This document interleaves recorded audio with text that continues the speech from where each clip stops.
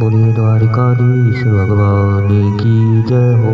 आज का प्रसंग है असुर राज वली की पौत्री बाणासुर की पुत्री उषा का विवाह भगवान श्री कृष्ण जी के पौत्र और प्रद्युम्न के पुत्र अनिरुद्ध से किस प्रकार हुआ, क्यों आते थे स्वप्न में अनिरुद्ध, किसके चित्र किसने बनाए थे अनिरुद्ध के चित्र, और उषा का मिलन किसने कराया था, बाणासुर की ध्वजा क्यों टूटी, माता पार्वती जी ने क्या आशीर्वाद दिया था उषा को। यही प्रसंग सुनाने जा रहे हैं। आशा करते हैं आप इसे अवश्य ही पसंद करेंगे। श्री विष्णु पुराण के पंचम अंश के अंतर्गत यह प्रसंग लिया गया है। श्री पाराशर जी श्री मैत्रेय जी से कहते हैं कि सत्यभामा से भगवान श्री कृष्ण जी के भानु भौमेरिक आदि पुत्र हुए। सत्या से भद्रविंद आदि तथा मित्रविंदा से संग्रामजित आदि पुत्र उत्पन्न हुए। रुक्मणी के पुत्रों का वर्णन पहले कर ही दिया है। रोहिणी से दीप्तिमान व ताम्रपक्ष आदि पुत्रों का जन्म हुआ। जामवंती से बलशाली सांब आदि पुत्र हुए। माद्री के वृक्र आदि तथा लक्ष्मणा से गात्रवान आदि पुत्रों की उत्पत्ति हुई। कालिंदी से श्रुत आदि तथा अन्य रानियों द्वारा भी 88,800 पुत्र हुए। इन सभी पुत्रों में रुक्मणी के पुत्र प्रद्युम्न सबसे बड़े थे। प्रद्युम्न का पुत्र अनिरुद्ध व पौत्र वज्र हुआ। महाबली अनिरुद्ध युद्ध में किसी के द्वारा रोके जा सकते थे। उन्होंने बलि की पौत्री व बाणासुर की पुत्री उषा से विवाह किया था। उस विवाह में श्री हरि और भगवान शिव जी का घोर युद्ध हुआ था और बाणासुर की सहस्त्र भुजाएं श्री कृष्ण जी ने काट डाली थी। तब मैत्रेय जी की जिज्ञासा प्रकट करने पर श्री पाराशर जी ने वह वृत्तांत भी सुनाया। उन्होंने कहा, एक बार उषा ने शिवजी व पार्वती जी को प्रसन्न करके अपने पति को पाने की इच्छा प्रकट की। तब माता पार्वती जी ने उनसे कहा कि वह संतप्त न हो, यथा समय वह भी अपने पति के साथ रमण करेगी। तब उषा ने पूछा कि उसका पति कब और कौन होगा। तब पार्वती जी ने बताया कि जो पुरुष उसके स्वप्न में आकर वैशाख शुक्ल द्वादशी की रात्रि को उसके साथ मिलन करेगा, वही उस असुर कुमारी का पति होगा।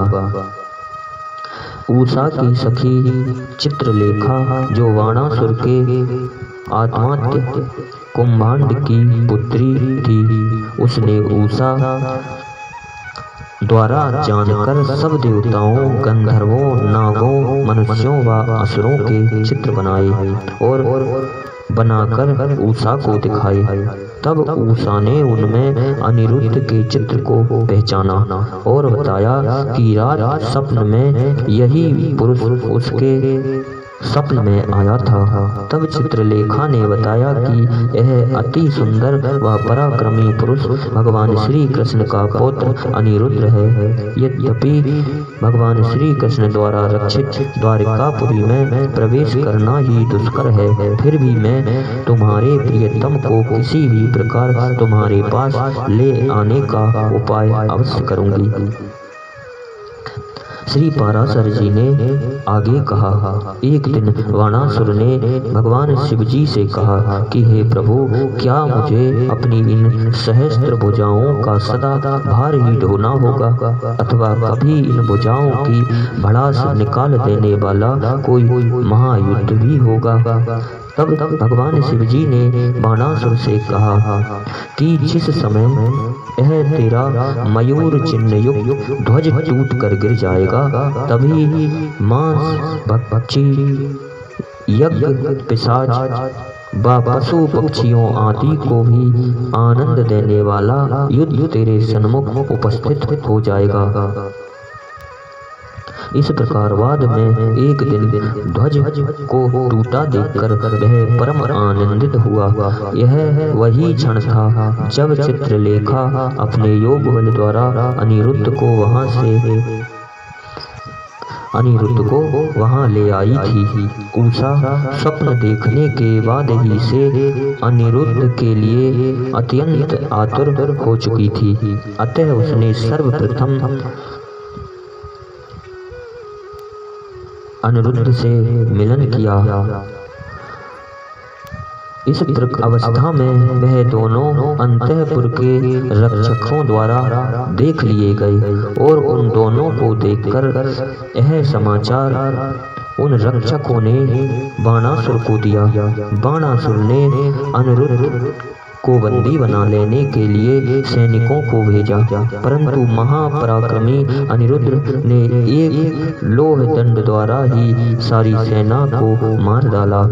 तब बाणासुर स्वयं युद्ध में उपस्थित हुआ, किंतु अपनी सहस्त्र भुजाओं के भरसक प्रयासों के बाद भी वह अनिरुद्ध को पराजित ना कर सका और तब थककर मंत्रियों की प्रेरणा से मायापूर्वक युद्ध अनिरुद्ध कर रहे हैं और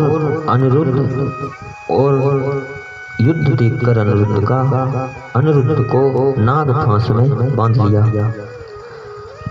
अनिरुद्ध के बंदी होने का समाचार नारद द्वारा श्री कृष्ण जी को मिला। तब भगवान श्री कृष्ण बलराम जी व प्रद्युम्न के साथ बाणासुर की राजधानी पर चढ़ाए। नगर की सुरक्षा के लिए बाणासुर ने भगवान शिव जी के पार्षद प्रथम गणों को नियुक्त किया हुआ था। उन्होंने परास्त कर उन पार्षदों को परास्त कर ये तीनों नगर में प्रविष्ट हो गए। तब 3 सिरवा 3 चरणों वाला महेश्वर नामक महान ज्वर वहां युद्ध के लिए उपस्थित हुआ।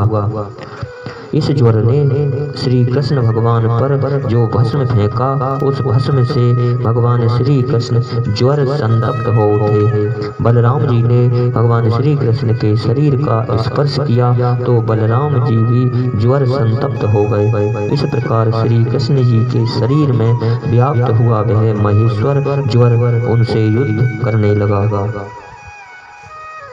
किंतु भगवान श्री कृष्ण के शरीर में स्थित वैष्णव ज्वर ने उसे तुरंत ही भगवान श्री कृष्ण के शरीर से बाहर निकाल दिया। तब भगवान श्री कृष्ण की भुजाओं के आघात से पीड़ित उस ज्वर को ब्रह्मा जी ने निवेदन कर क्षमा करवा दिया।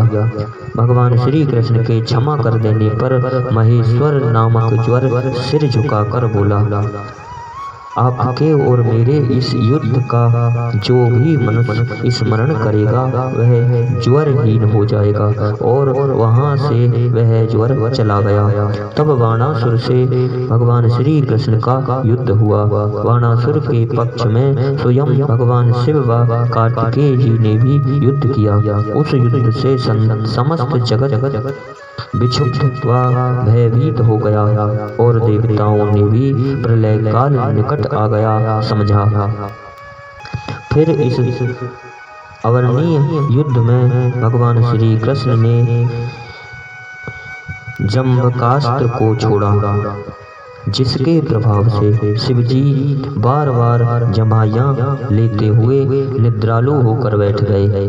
तदनंतर गरुण जी द्वारा वाहन नष्ट हो जाने से श्री कृष्ण जी की हुंकार से शक्तिहीन तथा प्रद्युम्न के बाणों से पीड़ित हुए कार्तिकेय भी युद्ध से विमुख हो गए।